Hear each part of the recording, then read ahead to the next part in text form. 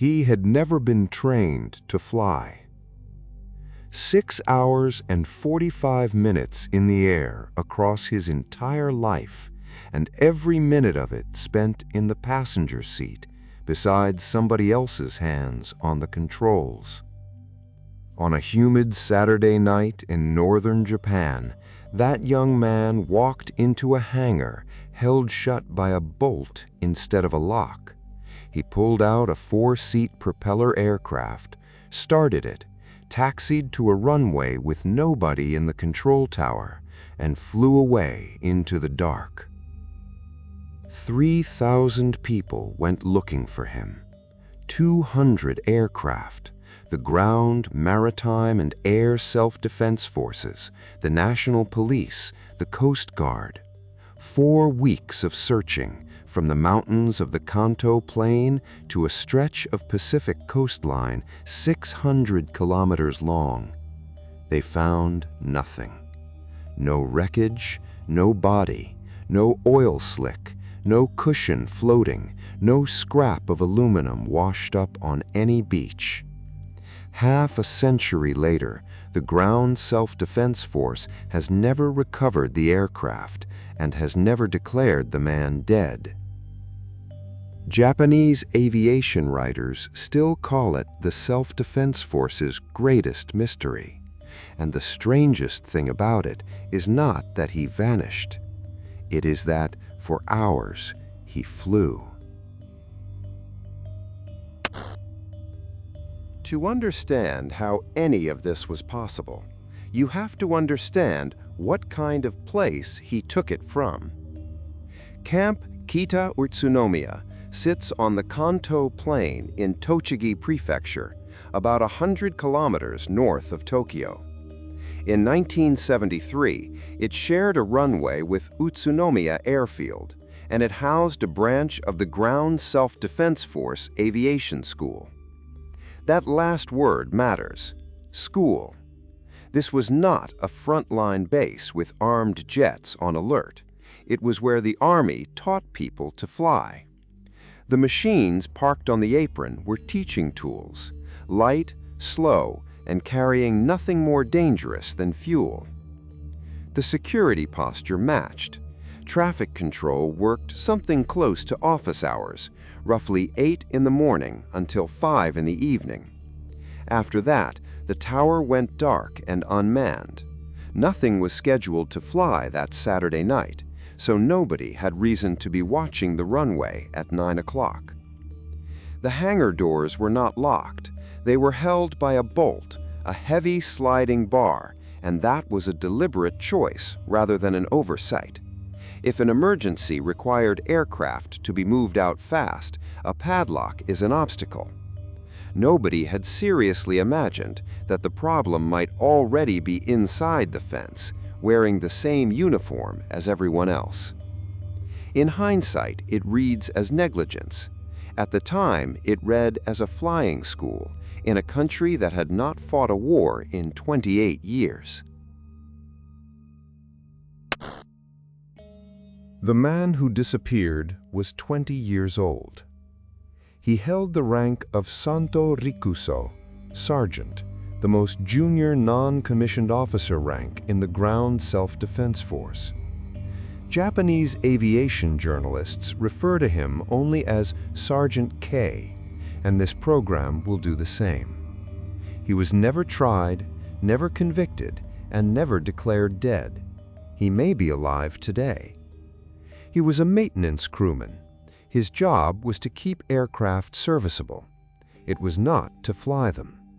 His entire experience in the air came to 6 hours and 45 minutes, accumulated over months of riding along on maintenance and delivery flights.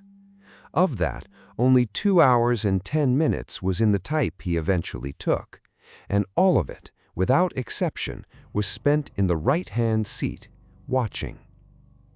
He had never been through pilot training, not one formal hour of instruction.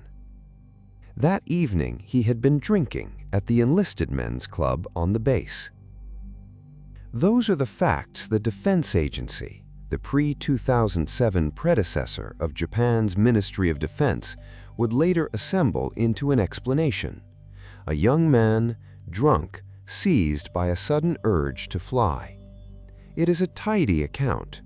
Hold on to it, because 40 years later, somebody who was there is going to take it apart. At roughly 10 minutes to 9, men on the base heard an aero engine start. That sound, at that hour, was wrong in a way everyone there understood instantly. Nothing was scheduled. The tower had been closed for 4 hours, yet an engine was running out on the apron, and then it was moving, and then its note changed as it opened to full power down the runway. Personnel watched a Fuji LM-1 lift off and climb away. Several of them saw which way it went, south. The machine itself was almost aggressively ordinary. The LM-1 was a 4- to 5-seat single-engine liaison aircraft built by Fuji Heavy Industries, a stretched cabin-converted development of the Beechcraft T-34 Mentor that Fuji had been assembling under license. 225 horsepower, a top speed around 320 kilometers an hour. 27 were ever built. It ferried officers and light freight between bases, a runabout, nothing more. Back on the ground, the base did the obvious things quickly. An inspection of the hangar line confirmed an airframe was gone. A roll call confirmed a man was gone. The two absences matched. Then they got on the radio. They called and got nothing back. No response, no acknowledgement, not one word. To this day, nobody knows whether he could not work the radio or simply chose not to answer it. And now comes the detail that turns an embarrassing incident into something genuinely unsettling.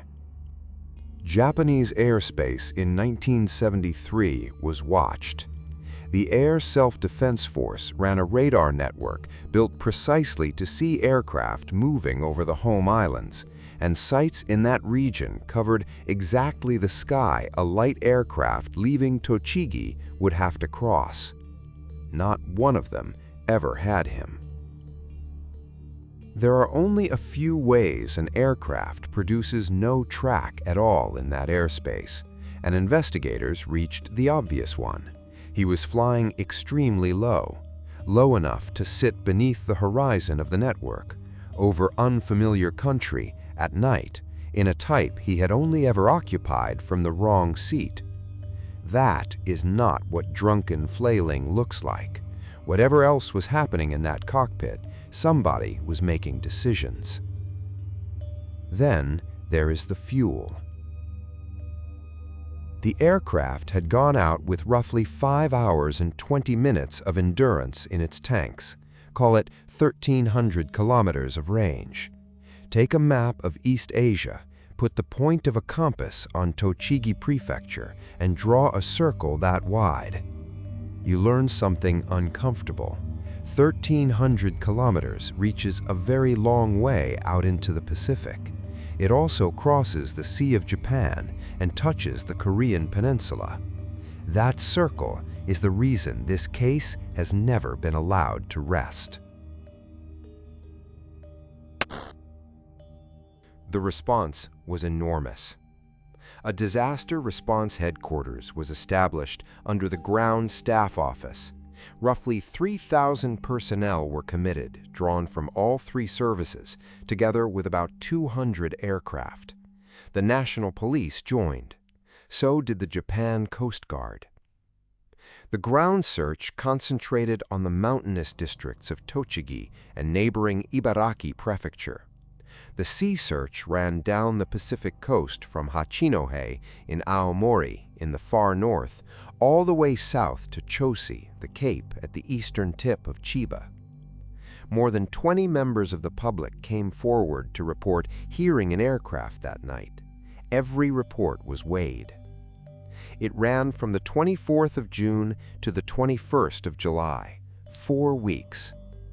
They recovered nothing. Not a wing section, not a seat, not a film of fuel on the water, not one identifiable fragment of anything. Weighing the fuel load against the range and the sighting reports, the headquarters reached its conclusion. The aircraft had flown low out toward the Ibaraki coast and had gone into the Pacific when the tanks ran dry. Then the paperwork closed the file in a way that is worth sitting with. On the 1st of August, 1973, while he was still missing, and while his fate was entirely unknown, the 20-year-old was dishonorably discharged in absentia. 7 other personnel were disciplined over the management and custody of the aircraft. There was no death certificate, no declaration, no recovery. On paper, the case was finished. In evidence, nothing whatsoever had been established. For 40 years, the official account stood more or less unchallenged. Then, in February 2013, a man named Oguri Shinosuke published a memoir of his service and gave an interview to a Tokyo newspaper. Oguri had enlisted in 1972 in the same intake as the missing man, and his account contradicts the tidy version at almost every point. He says the man had recently sat the pilot selection examination alongside 2 others from their group and was the only one of the 3 to fail. He says he doubts a single intoxicated 20-year-old could have hauled those hangar doors open, moved the aircraft out, and prepared it for flight unaided.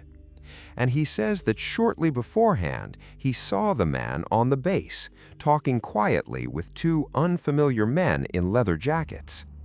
None of that is evidence. It is one man's recollection, published 4 decades after the fact, and nothing has ever corroborated it.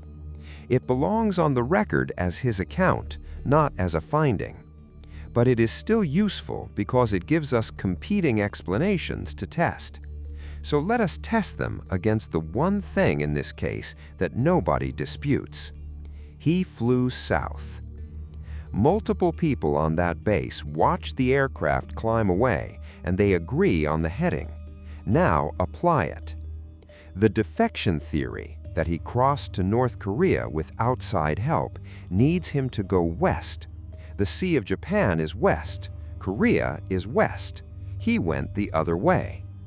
To rescue that theory, you have to assume he turned once he was out of sight, then flew a night crossing of open water with no navigation training, no answered radio, and no hours in the left-hand seat. The range permits it. Very little else does. The Sea of Japan crash theory fails on the same heading and fails again on the search because nothing surfaced on that coast either. The mountain crash theory is the one the evidence contradicts most directly. 200 aircraft spent 4 weeks over precisely that terrain, which leaves the water to the south. And here, the official version and the dissenting one quietly converge. Both end with the aircraft going into the Pacific. They disagree only about the state of mind in the cockpit. There is one more test available, because something like this had happened before. 11 years earlier, almost to the day, a 26-year-old maintenance worker at Matsushima Air Base took a jet trainer and tried to fly it to the city where he was born. He got about 10 meters off the ground before it came down inside the perimeter. That is what an untrained man attempting an aircraft normally looks like. It ends in seconds, in full view of the people he took it from. Sergeant K got airborne, stayed airborne, held a heading, and stayed under a radar net long enough that a nation could not find him. That is the part the official finding has never quite accounted for. 27 Fuji LM-1s were built. The type was withdrawn from service in 1983, and 26 of them can be accounted for. 1 cannot. There is no wreckage to examine, no remains to return, and no court finding of any kind. There is only an internal military conclusion reached in the weeks after the event and a discharge signed while the man it concerned was still officially missing. He would be in his 70s now. So what happened out there? A young man who had failed at the one thing he wanted, taking a machine he was never permitted to touch, flying it until the fuel ran out over black water, or something colder and more deliberate, arranged by people whose names never appeared anywhere. Half a century of searching has produced one solid fact and nothing else.